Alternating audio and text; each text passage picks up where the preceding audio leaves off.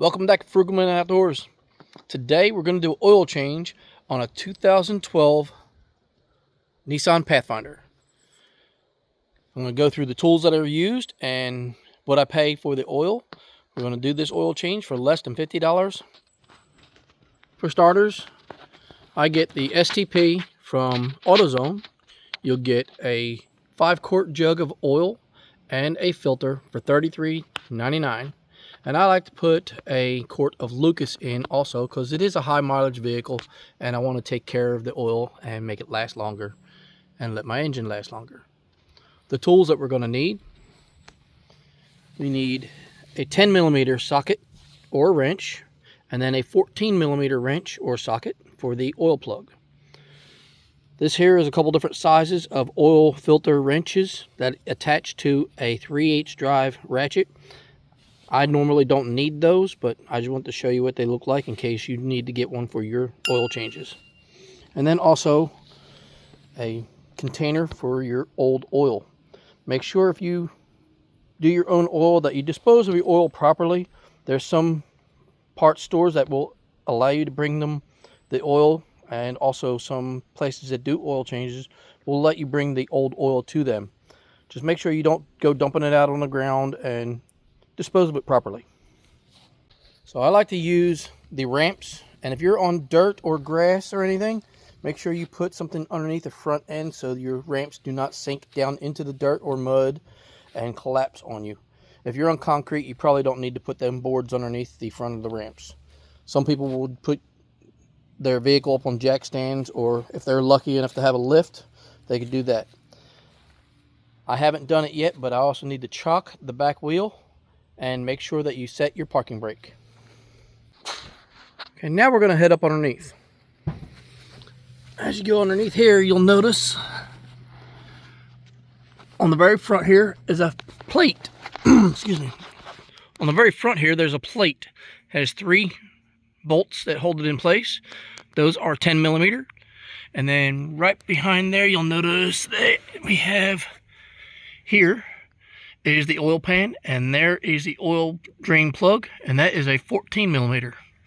First thing I'm going to do is I'm going to remove this panel so we have access to the oil filter. Okay, I'm using a 1/4-inch drive ratchet and a 10mm socket. I'm going to remove these 3 bolts.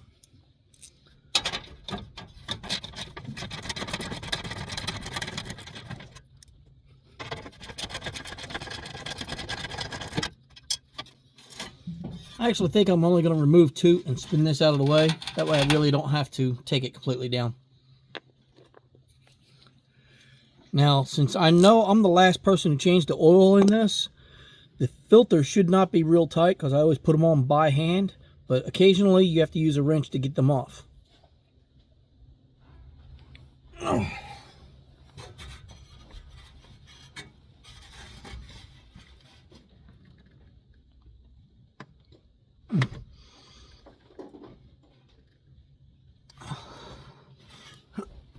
I guess I better show you where the oil filter is. So, up inside these holes here, on the passenger side hole, if you look up inside there, you'll see that blue round thing is the oil filter. And like I said, I know I was the last person to did the oil change on this, so it shouldn't be too tight. Now, sometimes when you take it to the shop, some people accidentally make them too tight and you have to use the wrenches. Or if it's been a while since you did an oil change, sometimes it'll seize up a little bit and you have to use a wrench. Very rarely do I need to use a wrench on my oil changes to get the filter off.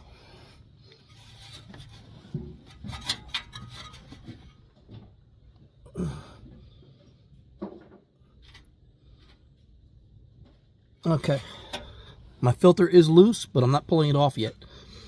My next step is I'm going to go over here to the oil pan. Sorry about putting my hand in the way. Over here is the oil pan. I'm going to use my 14mm wrench. The only reason I'm using a wrench is because I can't find a socket right now. My tools are a mess in the shop. Okay, I've got it loose. Now I'm going to get the pan, put it underneath there, so when I drain the oil, it doesn't get all over the ground.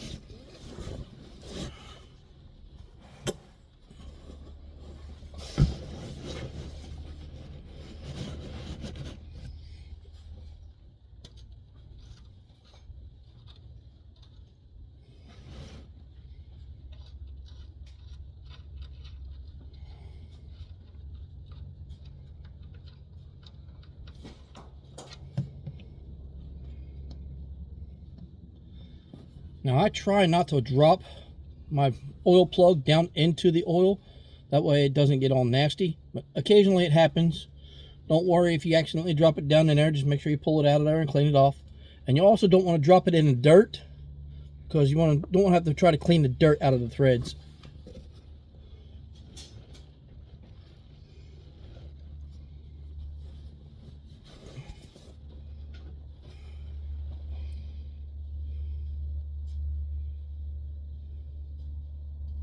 And there it goes, draining down into the oil pan, the drain pan.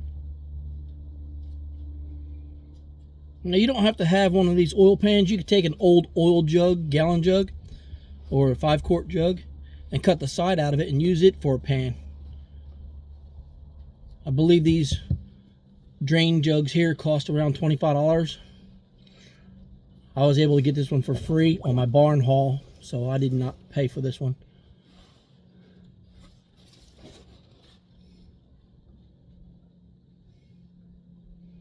And if you notice, the stream is getting real small. It's a real thin stream. I'm still going to let it sit there and drain a little bit, because I want to try to get as much of this oil out as possible.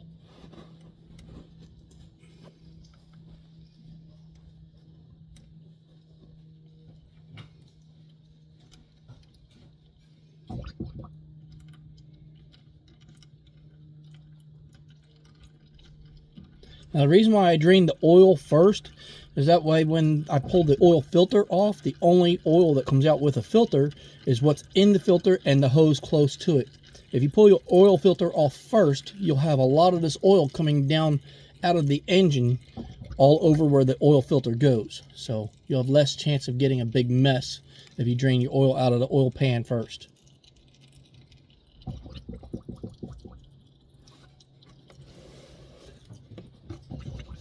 It's gurgling like that because I forgot to open the vent. There we go. There's the vent on the side, right over here. And I forgot to open it to allow the air out. That's why it kept on gurgling.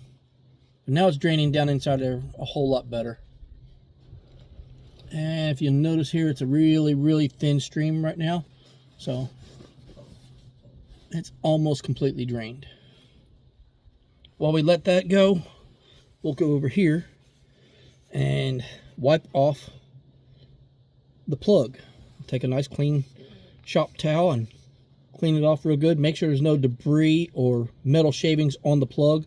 A lot of oil plugs will have a magnet in them, and it'll collect the metal shavings there, and it'll let you know when you have metal inside your motor.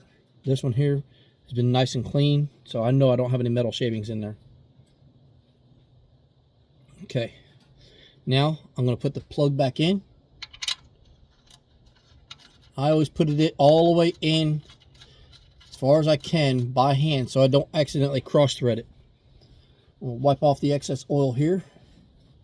I'm going to take my wrench and I'll torque it down. Be sure not to over torque that, because you'll never get it back out if it's over torqued. Or you might even strip it. After you put that on, I always make sure I wipe the oil off around the edges. That way, if there's an oil leak, I could see.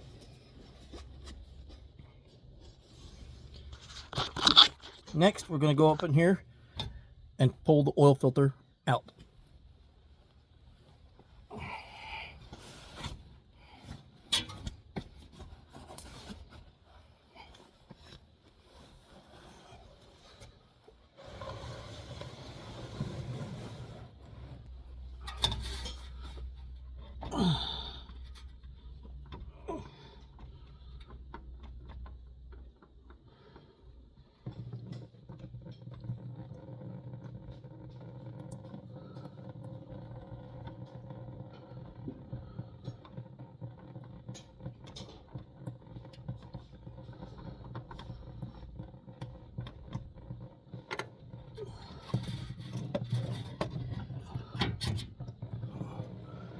Now, when you take your oil filter off of the vehicle, be sure that the ring, the gasket rubber piece here, comes with it. I've seen somebody make the mistake before, and this oil ring was stuck to the motor, and they didn't realize it. When they put the new oil filter on, they had 2 of them on there. When they tightened it down, it kinked and caused a bad leak. So make sure when you take your old oil filter off that the rubber seal comes with it. Okay, here's the new oil filter. Has a plastic seal on the top here that holds the rubber seal in place. Gonna tear it off. Take that, make sure you dispose of that properly. And now you see there's a rubber seal here. I always take some new oil, or since I'm using Lucas, I like to put the Lucas on there to lubricate it so you don't have the dry rubber against the block cause a kink or also possibly seize up. That's why I'm able to change my oil without a wrench for my oil filter, because I torque it down only hand tight and then turn it real good by hand without using a wrench, and it comes off without a wrench. Okay, so I dip my finger in the Lucas and I rub it around the rubber seal. Lubricates it real good. Now it doesn't have to be a whole lot, just enough to make it nice and smooth to where when you torque it down, it's not the dry rubber against the block. I'm going to take my rag and wipe around where the oil filter goes against, just in case any dirt or grit or anything fell down into place. That way I get a good seal with my rubber seal from the oil filter. Okay, and now we're going to go back in with the oil filter.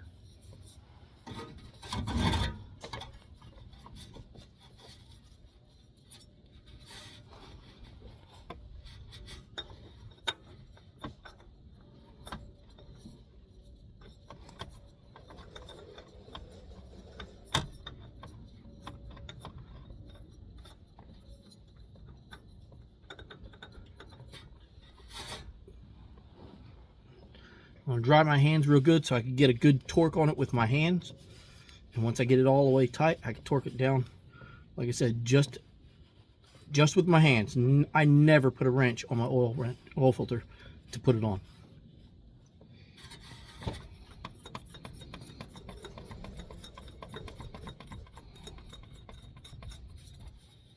Okay, now it's finger tight. I'll put my hand on there and give it one good turn by hand.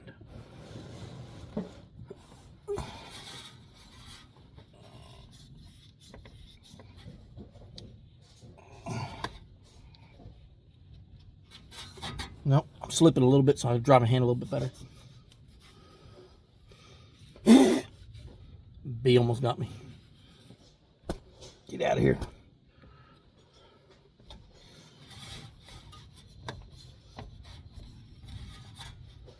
Okay, wipe all the excess oil off. That way you can see if there's any oil leaks.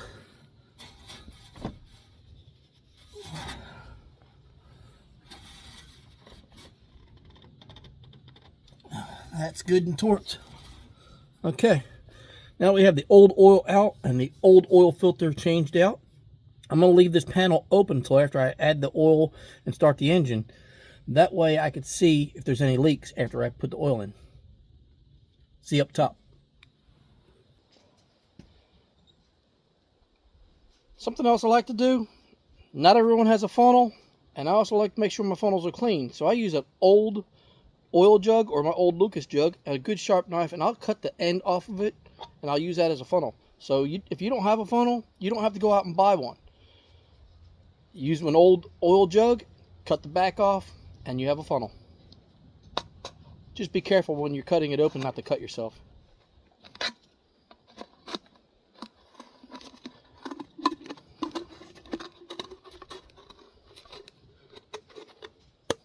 There you go.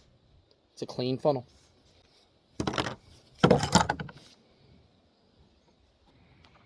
Okay, now going in from the top here, you'll notice here's your oil dipstick and here's your oil fill cap.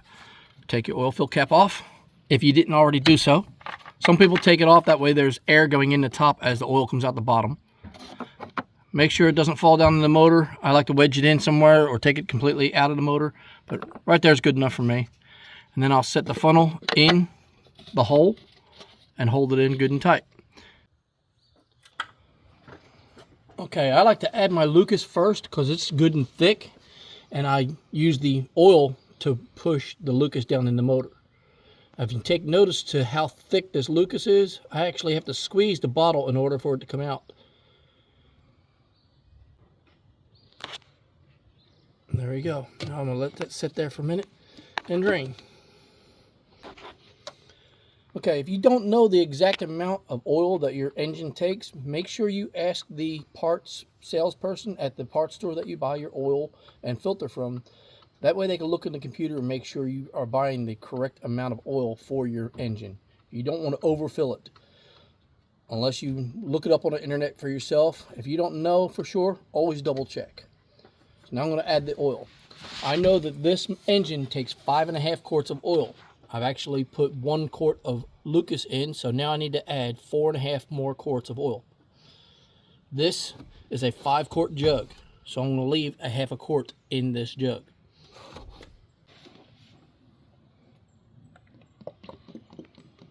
If you notice how the oil is lugging, it's because it's thirsting for air in the jug. If you'll turn your jug sideways and allow the air to travel in at the top of the spout, you'll stop it from lugging. See the smooth pour now? That way you don't have to worry about splashing your oil all over the place.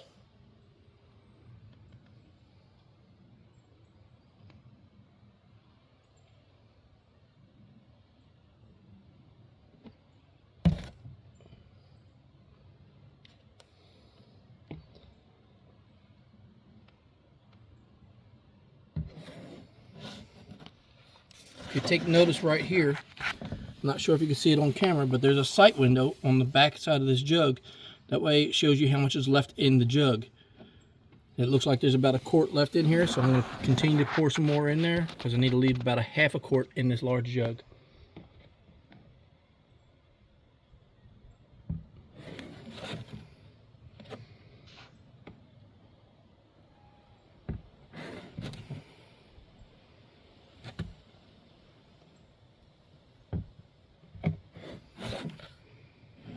Can you see that?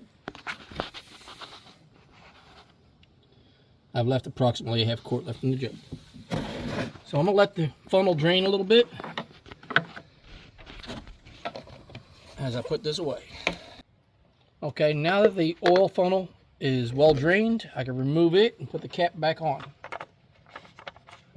Don't want to over tighten. A lot of them will have a click to it, but this one here does not. I just want to tighten it down finger tight. Now I'm going to start it, let it warm up a little bit, and then I'll check underneath to see if there's any oil leaks.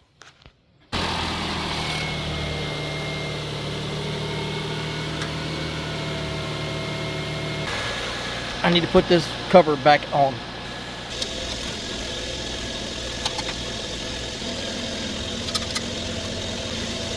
Make sure you start everything by hand so you don't cross-thread it.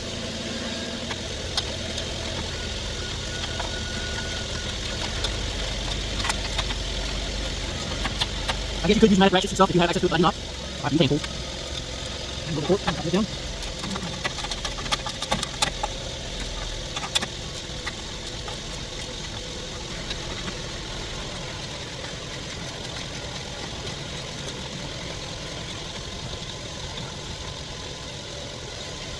Okay, now we'll back it down off the ramps and check the oil level. Okay, after you have it back down off your ramps or taken off of your jack stands, however you're doing it, make sure you let it sit for a couple minutes to allow the oil to drain back down after you shut the motor off. It's been sitting here for about 2 minutes now, so now we're going to check the oil. When you pull your dipstick out, make sure you pay attention to the direction that your dipstick is in the hole. That way, when you replace it, you put it back in the same direction. You don't want to damage your dipstick. From this point, I like to wipe it off and then re-stick the dipstick down in there, just in case while the motor was running, the oil came up on the stick. You don't want to get a false reading. So So I'm gonna put it back down in there now that the motor's not running and get a reading of where the oil level is now.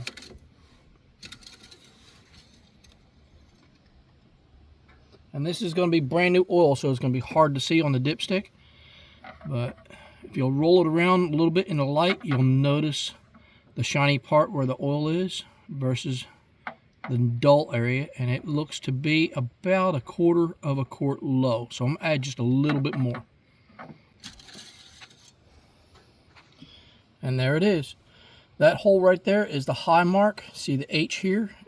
That's the high point for full, and that oil is right there to the hole. So I'm happy with the level of oil we have. I'll return the dipstick to its location.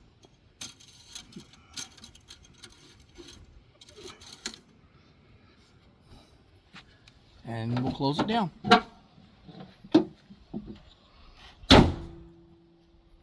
Well, I hope that helped you.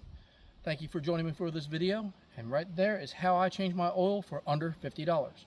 If you do not use Lucas, it can be done for under $40 if you buy your oil at AutoZone. But I like to add the Lucas in there. It cost me about $12 a quart. So there you have it. Thanks for joining me. Please like and subscribe. We'll see you next time.